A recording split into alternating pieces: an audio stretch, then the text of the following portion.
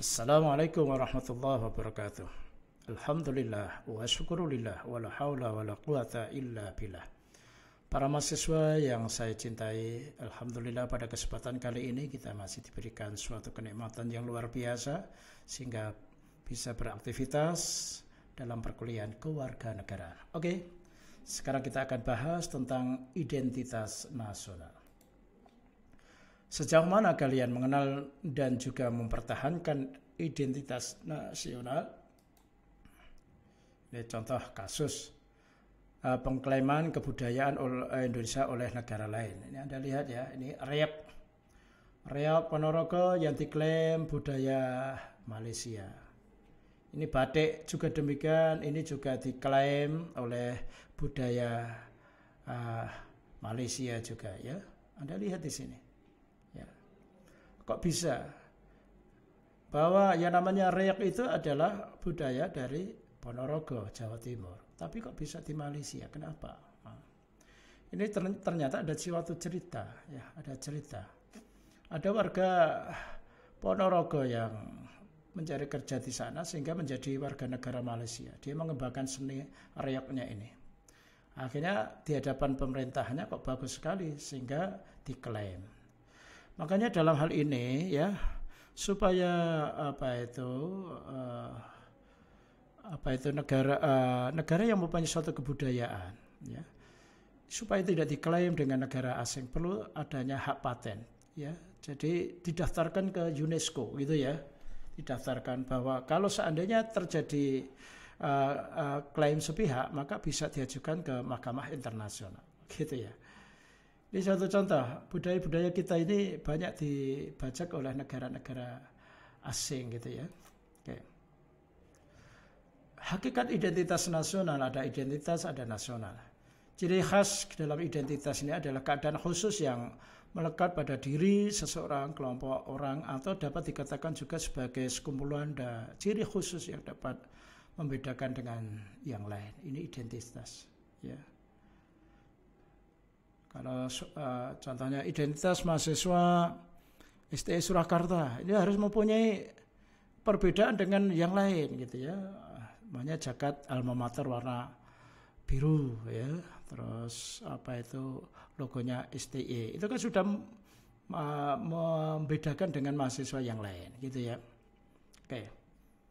Terus apa saja budaya sapa, senyum, salam gitu ya, 3S umpama saja.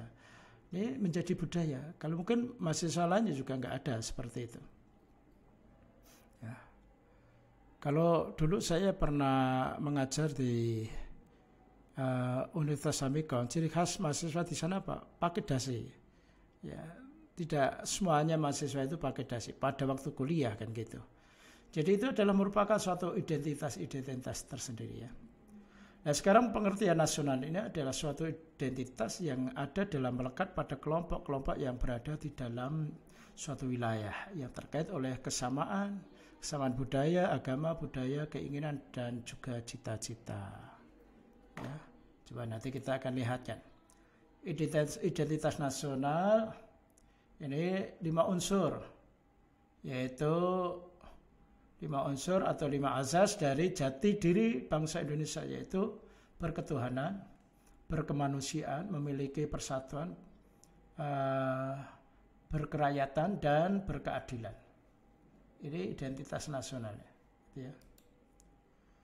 Ada unsur pembinaan dan pembentukan bangsa Indonesia.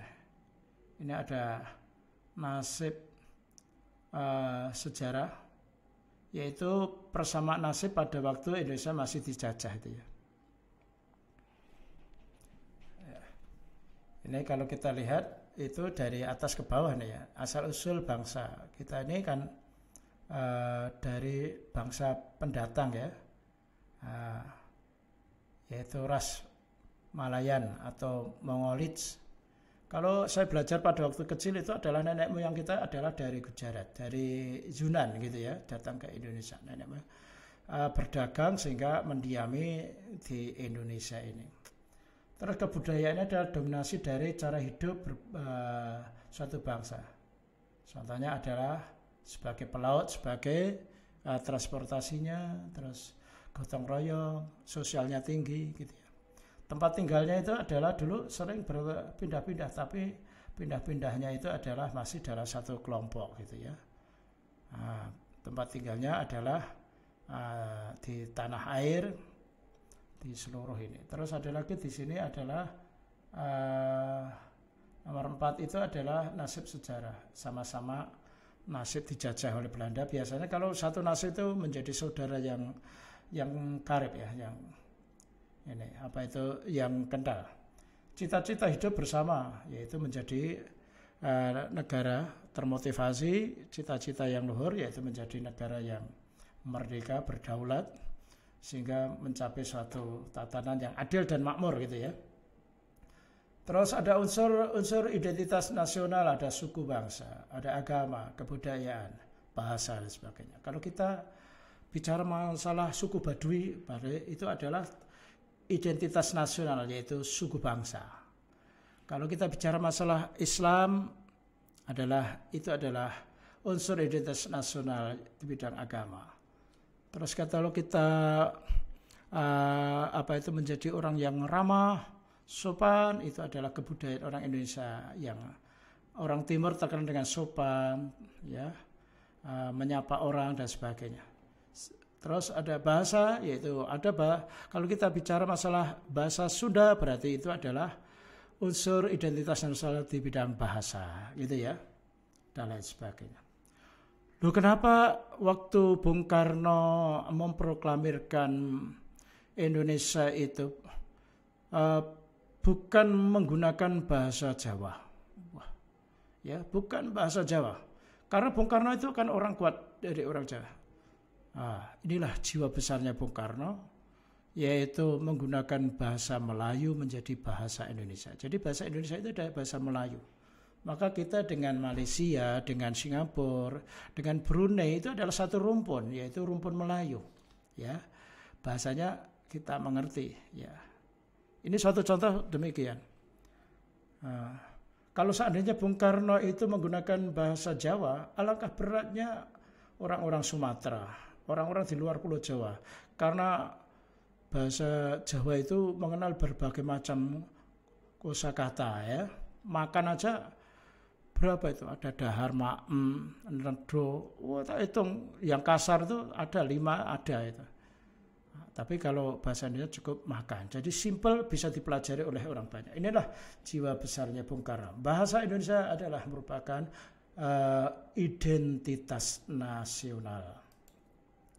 Integrasi nasional yaitu proses penggabungan, penyatuan dari berbagai kelompok sosial budaya ke dalam kesatuan wilayah, sehingga terbentuknya suatu identitas. Ya, ini ada identitas. Integrasi itu ada berarti menyatukan, gitu ya. Suku bangsa banyak, tapi bisa disatukan dalam ikatan persatuan Indonesia, Bhinneka Tunggal Ika. Agama bermacam-macam bisa diintegrasikan dalam Bhinneka Tunggal Ika. Berbeda-beda tapi dalam satu kesatuan, gitu ya, dan lain sebagainya. Ya. Terus berikutnya para mahasiswa teori paham integralistik. Negara terdiri dari individu, kelompok, masyarakat, penguasa yang berperan berkontribusi terhadap negara untuk mencapai tujuan bersama, yakni kemakmuran hidup masyarakat. Ya. Kalau menurut teori Supomo, negara yang dijiwai semangat kekeluargaan dan kebersamaan termasuk aliran pikiran integralistik menyatakan definisi negara sebagai berikut. Negara ialah suatu masyarakat yang integratif, menjamin kepentingan seluruh rakyat sebagai persatuan untuk mengatasi kepentingan golongan atau seseorang. Nah, ini mengintegrasikan. Perbedaan agama tidak ada alasan untuk berpecah belah. Perbedaan etnis tidak ada alasan untuk berpecah belah. Semua bisa disatukan dalam suatu kekuatan yang luar biasa. Gitu ya.